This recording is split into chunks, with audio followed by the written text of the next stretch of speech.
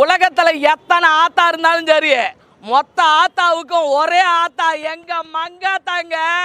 மங்காத்தா 12 வருஷம் கழிச்சு என் தலை வந்திருக்குது. என்ன 12டா 12 வருஷம் கழிச்சு என் தலை வந்திருக்குது. இன்னைக்கு 400 தியேட்டர்ல படம் ரிலீஸுங்க. 400 தியேட்டர்ல ரிலீஸு. நானே கிட்டத்தட்ட எனக்கு ரொம்ப போர் அடிச்சிச்சுன்னா பணத்தை எப்படி சேவ் பண்ணுறதுன்னு ஒரு கண்டென்ட் வந்துச்சுன்னா எனக்கு மங்காத்தா தான் ஞாபகம் வரும். அந்த மாதிரி மங்காத்தா செஞ்சு விட்ட படத்தில் நம்ம தலை 67 படத்தில் மங்காத்தா தான்றத நான் பெருமையாக சொல்கிறேன்.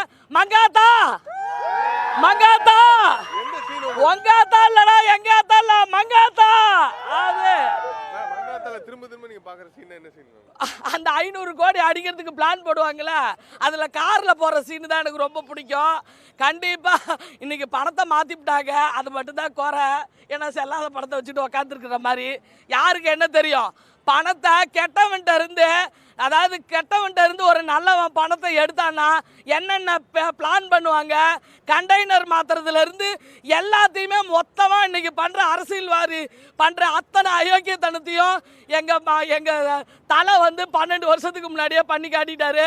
சூப்பர் கட் பண்ணி என்னால் எக்ஸ்பிளைன் பண்ணவே இல்லை. லைக் ரொம்ப எப்படி சொல்கிறது, ரொம்ப நாள் வெயிட் பண்ணிட்டு இருந்தோம். லாஸ்ட் இயர்லேருந்தே சொல்லிகிட்டே இருந்தாங்க. இப்போ திடீர்னு நடக்க போகுதுன்னே ஒரு மாதிரி லைக் இந்த மொமெண்ட்டில் இருக்கிறதே ரொம்ப ஹாப்பியாக இருக்குது. உங்களுக்கு ஃபேவரட்டான சீன் மங்காத்தால என்னது? ஆப்வியஸாக பைக் சீன் தான் ரொம்ப பிடிக்கும். அது பார்க்கறதுக்கு தான் வெயிட் பண்ணிட்டு இருக்கேன். எங்கேருந்து வரீங்க நீங்கள்? நான் பெருங்கலத்தூர்லேருந்து வரேன். அட்மாஸ்பியர் எப்படி இருக்கு? இங்கே இருக்க அந்த வைப் எப்படி இருக்கு? இங்கேயே வைப் செம்மையா இருக்கு. இன்னும் தியேட்டருக்குள்ள போனோன்னே என்ன வைப் இருக்கோ அதை நினைச்சாலே ஒரு மாதிரி பயங்கர மாசா இருக்கு. நான் இங்க திருவள்ளூர்ல இருந்து வரேன். பார்த்தது ரோகிணில தான் பார்க்கணும்னு சொல்லிட்டு காலையிலே அலார்லாம் வச்சுட்டு வந்திருக்கேன். பர்மிஷன் கேட்டு வந்திருக்கேன் என் ஆஃபீஸில்.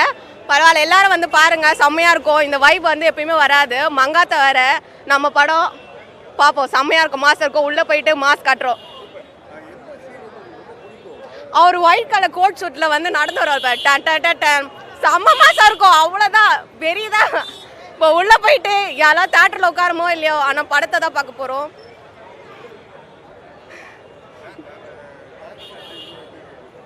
ஆமா, செம்ம வைப்பா இருக்கும். நைட்ல ப்ராக்டிஸ்லாம் பண்ணியாச்சு அந்த பாட்டெல்லாம் போட்டு. அதனால உள்ள போயிட்டு படம் பார்க்குறோமோ இல்லையோ, ஆனால் நம்ம வைப்பு செம்மையா இருக்கும். நம்ம வேலை அஜித் சாரோ விஜய் சார் மாதிரி நான் இனிமேல் நடிக்க மாட்டேன்னு சொல்றாருன்னா எப்படி இருக்கும்?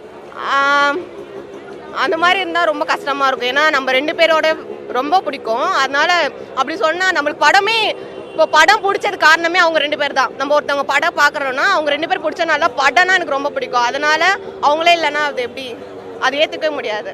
இத்தனை வருஷம் கழிச்சு ரீரிலீஸ் ஆயிருக்கு மங்காத்தா. பிளாக் பஸ்டர்னு சொல்லலாம் அந்த டைமில். ஸோ எப்படி ஃபீல் பண்ணுறீங்க? இப்போ இருக்கக்கூடிய க்ரௌடு செலிப்ரேஷன்லாம் எப்படி இருக்குது? அதை பார்ப்போம் ப்ரோ. போன வாரம் பொங்கல் இல்லை, இந்த வாரம் எங்களுக்கு பொங்கல் ப்ரோ. ரொம்ப பிளாக் பஸ்டராக படம் இன்னும் ரீரிலீஸ் மாதிரியே தெரியாது ப்ரோ படம் இந்த ப்ரோ. ஆனால் இது புது படம் மாதிரி நாங்கள் காமிப்போம். இது தெரியாத விஜய் படம் ஏதோ சொன்னீங்களே, அந்த விஜய் படத்தோட ரெக்கார்டு இது பீட் பண்ணும். இது ரொம்ப அல்டிமேட் சார். அஜித் குமாருக்கு இந்த படம் தான் ரொம்ப பிளாக் ஹிட் படம் ப்ரோ. ஓகே, 15 வருஷம் கழிச்சு திருப்பி ரிலீஸ் ஆகிருக்கு. ஸோ அந்த வரவேற்பு எப்படி பார்க்குறீங்க? 15 வருஷம் கழிச்சு இப்போ இந்த அளவுக்கு அந்த டைமில் இருந்த மாதிரி இருக்குல்ல, அப்போ எப்படி ரிலீஸ் ஆச்சோ அதே மாதிரி இருக்குல்ல ப்ரோ? 15 வருஷம் முன்னாடி என் வயசு 10 தான் ப்ரோ. இப்போ என் வயசு அஜித் அந்த 15 வயசுல என்னால் பார்க்க முடியாது. இப்போ FDFS நான் பார்க்குற மாதிரி இருக்கு ப்ரோ. எனக்கு சூப்பர் செம.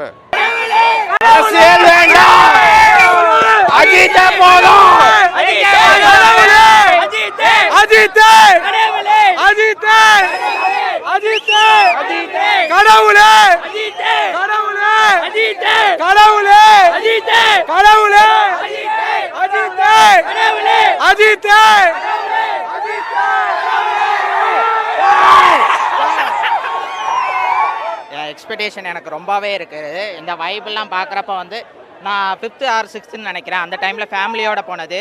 அந்த டைம் தெரியல பெருசாக. பட் இந்த டைம் ரொம்ப வைப்பாக இருக்குது. பட்டாசு மாலை கீழெல்லாம் போட்டிருக்கேன். ஆக்சுவலி நான் இந்த ஊர் கிடையாது, எனக்கு ஊர் தூத்துக்குடி. ரோகிணி ரொம்ப செலிப்ரேட் பண்ணுவாங்க அப்படின்ற ஒரு இதில் தான் நான் டிக்கெட் புக் பண்ணி தனியாக வந்திருக்கிறேன். பட் இங்கே வந்தப்போ அந்தளவு எக்ஸ்பெக்டேஷனில் வந்ததுக்கப்புறம் ரொம்ப எக்ஸ்பெக்டேஷன் அதிகமாக இருக்குது. அட்டகாசத்துக்கெல்லாம் உள்ளக்க வெயிட் வச்சாங்க. இதில் எப்படின்னு தெரியல. உள்ளக்க வந்து என்ன ஃபன் பண்ண போகிறாங்க எப்படின்னு தெரியல. ரொம்ப எக்ஸ்பெக்டேஷன் இருக்குது அதிகம். ஆக்சுவலி நான் ஆன்லைனில் தான் புக் பண்ணேன். ஃபர்ஸ்ட் ஷோ கிடைக்கல. பட் நான் 1:30 மணிக்கு ஷோ தான் புக் பண்ணியிருக்கேன். பட் காலையிலே பார்க்கணுன்னு சொல்லிட்டு வந்திருக்கிறேன் நான். Thank you so much. ப்ரோ எங்களால் நிற்கவே முடியல ப்ரோ. இங்கே பாருங்கள், ஏதோ ஒரு புது படத்துக்கு ரொம்ப நாள் வெயிட் பண்ணி ரிலீஸ் பண்ண மாதிரி இருக்குதா இல்லையா? இதை பார்த்தா ரீ-ரிலீஸ்னு நீங்கள் சொல்லுவீங்களா? சொல்லவே முடியாது யாராலையுமே. ரீ-ரிலீஸ் மாதிரியா இருக்குது? எப்போ மங்காத்தா ரிலீஸ் ஆச்சோ ஃபஸ்ட் நாள் ஃபஸ்ட் டே அதே மாதிரி தான் இங்கே இருக்குது. ஆனால் என்ன ஒன்று, இந்த வாட்டி செலிப்ரேஷன்ஸ்லாம் வந்து கண்ட்ரோல் பண்ணியிருக்காங்க. மோளை வைக்க விடாமல், டிஜே வைக்க முடியாமல். அது மட்டும் இருந்துச்சுன்னா கொளுத்தி விட்டுருப்போம் ப்ரோ. நம்ம வந்து தலை ஃபேன்ஸ் தான். எங்கே பிடிக்கணும்னு தெரியும், அங்கே பிடிச்சி டிக்கெட்டை பிடிச்சாச்சு. தலைக்கு தான் முன்னுரிமை, வேறு யாருக்குமே இல்லை ப்ரோ. இதுவே கம்மி ப்ரோ, இதுவே கம்மி. இந்நேரத்துக்கு தலை போடனா எப்படி இருந்திருக்கும்னு உங்களுக்கு தெரியும். இந்த ரோடில் இந்த கார்லாம் உள்ளே வந்துருக்க முடியுமா? ஃபஸ்ட்டு 2 கிலோமீட்டர் 3 கிலோமீட்டர் அங்கேயே ஸ்டாப் ஆகிட்டு இருக்கோம். ரொம்ப கட்டுப்படுத்தி தான் நாங்கள் இதை பண்ணிகிட்ருக்கோம். ஏன்னா கட்டுப்பாடு, சுய கட்டுப்பாடில் வந்து எங்கள் தலை மாதிரி தான் நாங்களும் இருக்கணும்னு ஆசைப்பட்றோம். அதனால தான் வந்து நாங்கள் அப்படி இருக்கிறோம் ப்ரோ. 2011 வந்து வந்தபோது வந்து நான் ஃபஸ்ட் ஸ்டாண்டர்ட் படிச்சுட்டு இருந்தேன். இப்போ வந்து 2025 வரும்போது நான் வந்திருக்கு. என்ன பண்ணுறோன்னு மட்டும் பாருங்கள். நீங்கள் வந்து இந்த வாட்டி, போன வாட்டி மிஸ் பண்ணிட்டேன் ரிலீஸ் ஆன போது. இந்த வாட்டி விடவே மாட்டோம் நாங்கள். கண்டிப்பாக ஒரு 50 crores நாங்கள் கிராஸ் பண்ணுவோம் மங்காத்தால. ஆமாம் ப்ரோ, பொங்கல்ன்றது எல்லாரோட மைண்ட் தாட் தான். எங்கள் தலை படம் வரும்போது தான் எங்களுக்கு பொங்கலே எப்போவுமே. ஓகே, இப்போ வந்து விஜய் சார் வந்து பார்த்தீங்கன்னா இப்போ ரீசெண்ட் டைமில் அவர் வந்து படத்தில் நடிக்க மாட்டேன் அப்படின்னு சொல்லி போயிட்டாரு.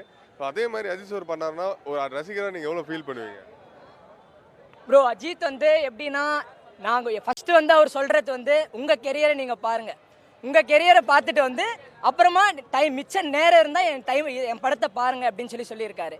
எப்போவுமே அவர் வந்து என்றைக்குமே படத்தை விட்டு கொடுக்க மாட்டார். விட்டு கொடுத்தாலும் நாங்கள் அவருக்கு சப்போர்ட் பண்ணுவோம் ப்ரோ. எந்த பண்ணாலும் நாங்கள் சப்போர்ட் பண்ணுவோம் ப்ரோ. சூப்பராக பேசுறீங்க ப்ரோ. யார் படம் ஓடுனாலும் ஹீரோங்க நாங்கள் தான். இது எங்கள் படம் சொல்லவா வேணும்? லைக் அவங்க படத்தை பாருங்க, ஜாலியாக போவாங்க. அஜித் வாழ்க, விஜய் வாழ்க. நீங்கள் எப்போ வாழ போகிறீங்க? எல்லாரும் அவங்கவுங்க வேலையை பார்த்துட்டு வாழுங்க. அதே மாதிரி படத்தை வந்து ஓடுங்க. ஓகே ப்ரோ, இப்போ வந்து எல்லா ஃபேன்ஸுக்குமே வந்து பார்த்தீங்கன்னா ஒரு ஐடென்டிட்டி இருக்கும். அஜித் சார் ஃபேன்ஸுக்கு என்ன ஐடென்டிட்டி? அவரோட கொள்கை ரொம்ப பிடிக்கும் ப்ரோ. என்ன கொள்கை? வாழ விடு, யாரையும் டிஸ்டர்ப் பண்ணக்கூடாது. நம்ம வாழ்க்கை நம்ம அவரை பின்பற்றினா நல்ல வழியில் போவோம். சூப்பர். எவ்வளவோ பேர் வந்து கிரிட்டிசிசம் பண்ணாலும் சரி, அதையும் தாண்டி அஜித் சார் வந்து இந்த மோட்டிவேட்டடாக வந்து பயங்கரமாக பேசுவார். ரசிகருக்கும் சரி, எல்லாருக்குமே அவர் மோட்டிவேட் பண்ணுவார். நல்ல வழியில் போங்க, நல்லதே இது பண்ணுங்க. படிக்கிறவங்க படிக்கணும், வேலைக்கு போகிறவங்க வேலைக்கு போகணும். யாருமே எந்த ரசிகருமே சொல்கிறது இல்லை. விஜய் வந்து என்னை தளபதி கூப்பிடுன்றாரு. ஆனால் தலை அது மாதிரி என்ன அந்த மாதிரி அடமொழி வச்சு கூப்பிடாத. படிக்கிறவங்க படிக்கணும், வேலைக்கு போகிறவங்க நல்லா வேலைக்கு போகணும். நீ வந்து உனக்கு ஃப்ரீயாக இருந்தால் நீ வந்து படத்தை பாரு, இல்லைனா வேணாம் அப்படின்னு சொல்கிறார். அந்த மாதிரி யாருமே இது வரையும் சொன்னது கிடையாது, எந்த ரசிகருமே. ஓகே, இப்போ வந்து ரசிகர் மன்றம் வேணாம் அப்படின்னு சொன்னவரும் அஜித் குமார் தான். இப்போ வந்து விஜய் சார் அரசியல் போயிட்டாரு. அரசியல் போனதுக்கப்புறம் ரசிகர்கள்லாம் அரசியல் போனதுக்கப்புறம் இங்கே வந்து சினிமாவில் வந்து பார்த்தீங்கன்னா அஜித் சார் அடிச்சுக்கிறது வேறு யாரும் இல்லை அப்படின்ற மாதிரி ஆகும். அவர் இருந்தும் அடிக்கிறதுக்கு ஆள் இல்லை ப்ரோ. அவர் வந்து எப்படி சொல்கிறது, அவர் படம் வந்து எங்கள் படத்தை கூட விட்டா எங்கள் படம் தான் அடிக்கும். அதுக்கு வாய்ப்பே கிடையாது அவங்க படம்லாம் அடிக்கிறதுக்கு. இதுக்கு முன்னாடி அந்த மாதிரி இந்த காம்பினேஷனில் அந்த எக்ஸ்பீரியன்ஸ். வாரிசு துணிவு விட்டாங்க, துணிவு தான் வச்சுது. வாரிசு அடிக்கவே இல்லை ப்ரோ. அதுக்கப்புறம் எதுவுமே விடல. இப்போ மங்காத்தா கூட அவங்க ஜனநாயகம் விட்டுருந்தா தெரிஞ்சிருக்கும். யார் எங்களது ரீ-ரிலீஸ் தான் இல்லைன்னு சொல்ல. அவங்களுக்கு புது படமாகவே இருந்தாலும் அச்சிருக்க வாய்ப்பே கிடையாது ப்ரோ. விஜய் சார் ஃபேன்ஸ் கூட அஜித் ஃபேன்ஸாக மாறலாம். ஆனால் அஜித் ஃபேன்ஸ் யாருமே விஜய் ஃபேன்ஸாக மாற முடியாதுன்றது தான் உண்மை ப்ரோ. நாங்கள் வந்து படத்துக்காக ரசிகன், டான்ஸுக்காக அவரை பிடிக்கும் அந்த மாதிரிலாம் இல்லை. அஜித் குமார்ன்ற ஒரு பேர் இருக்குதுல்ல, அதுக்கு பின்னாடி நிறைய அர்த்தம் இருக்குது. தன்னம்பிக்கை, தன்னடக்கம், விடாமுயற்சி, புரியுதுங்களா? இந்த மாதிரி அவர் கேரக்டர் வைஸாக தான் எங்களுக்கு ரொம்ப பிடிக்கும் அவரை. அதனால தான் நீங்கள் பார்த்தீங்கன்னா படத்துக்கு மட்டும் இந்த செலிப்ரேஷன் இதெல்லாம் இல்லாமல் அவர் போன ரேசிங்க்குமே ரசிகர்கள் வந்து போய் சேர்றானுங்க. எதுக்கு போகிறாங்கன்னா அவர் மேலே இருக்கிற ஒரு கிரேஸ், அந்த ரேஸ் வந்து அவர் வந்து வளர்த்து விடுறாரு. அது வந்து நாங்கள் வந்து பாராட்டு தெரிவிக்கிறோம். அது இல்லாமல் நடிகர் அஜித் குமாராக இருந்தவர் இப்போ பத்மபூஷன் அஜித் குமாராக மாறி இருக்கிறதுக்கு காரணம் அந்த ரேஸு, அவருடைய தன்னடக்கம், அவருடைய விடாமுயற்சி, இது எல்லாத்துக்கும் அவர் தான் காரணம். அதனால் வந்து நாங்கள் வந்து அஜித்தை விட்டும் கொடுக்க மாட்டோம், போட்டிக்கு யார் வந்தாலும் சும்மாவும் விட மாட்டோம். அவருடைய ரசிகராக அவருடைய கொள்கைகளை நீங்கள் என்னென்ன ஃபாலோ பண்ணுறீங்க ப்ரோ? ஒன்று தன்னடக்கம், இன்னொன்று விடாமுயற்சி, ஓகேங்களா? அதே மாதிரி ஃபஸ்ட்டு ஃபேமிலியை தான் பார்க்குறோம், நெக்ஸ்ட்டு தான் தலைப்படமாக இருந்தாலுமே காலைல எல்லா வேலையும் பார்த்து முடிச்சுட்டு தான் இங்கே வந்திருக்கோம். எல்லாருமே அப்படி தான். அஜித் ஃபேன்ஸாக இருக்கிறக்கிட்ட மெயினாக இருக்கிற ஒரே இதுவே அதுதான். செலிப்ரேஷன் வந்து வெறித்தனமா இது மாதிரி ரொம்ப நாள் ஆச்சு ரோஹிணியில பார்த்து. இப்போ இந்த செலிப்ரேஷனே கம்மின்னு சொல்றாங்க. இது எப்படி நீங்க பாக்குறீங்க? ஆமாம் ப்ரோ, கம்பல்சரி இது கம்மி தான். ஏன்னா ஒரு புது படத்துக்கு இந்த அளவுக்கு இருக்காது. சில படங்களுக்கெல்லாம் ஒரு முக்கியமான ஹீரோஸை தவிர்த்து இந்த மாதிரி செலிப்ரேஷன்லாம் இருக்காது. ரீரிலீஸுக்கு அஜித்தோட படத்துக்கு எப்படி இருக்குன்னு பார்த்தீங்களா? இப்போ வந்து நிறைய கட்டுப்பாடுகள் விடிச்சிருக்காங்க காவல்துறையும் சரி எல்லாருமே. ஏன்னா டிஜே மோளம் எதுவுமே கிடையாது இந்த வாட்டி. இதுக்கெல்லாம் சுய கட்டுப்பாடெலாம் விரித்து இது பண்ணியிருக்கனால தான் இந்த வாட்டி செலிப்ரேஷன் ரொம்ப கம்மி. ஆனாலும் மக்களோட மனசில் செலிப்ரேஷன் எப்பயும் இருக்கிற மாதிரி தான் இருக்குது. காரணம் அஜித் குமார்ன்ற ஒரு பேர்னால. சரி, என்னைக்காவது ஒரு நாள் வந்து அஜித் சார் விஜய் சார் அவங்க கரியர்ல ஒண்ணா நடிக்கணும் அப்படின்னு நினைச்சிருக்கீங்களா? இல்லை ப்ரோ, ஏன் அப்படி இல்லை. தலை தான், தலைக்கு நிகர் தலை மட்டும்தான்.